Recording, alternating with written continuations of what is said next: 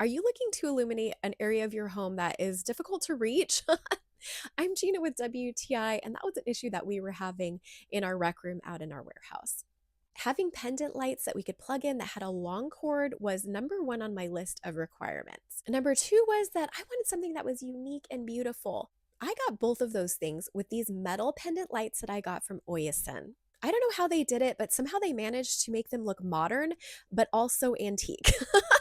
They're just gorgeous and budget friendly. I was able to put these together and hang them by myself in the matter of about half an hour. The box will come with everything that you need to hang them. As far as putting them together goes, the instructions did miss one step, and that's it. You're going to need to unscrew the rings around the light socket before you put the connector for the lampshade on. Once you do that, then you can follow the instructions from the manufacturer. I got the 2-pack in rusted copper.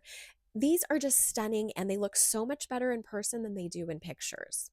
Something else that I was absolutely thrilled with is that this has a dimmer switch on it, and it's really solid and smooth to operate. These pendant lights have exceeded my expectations. I think they will exceed yours as well, and that's my point of view.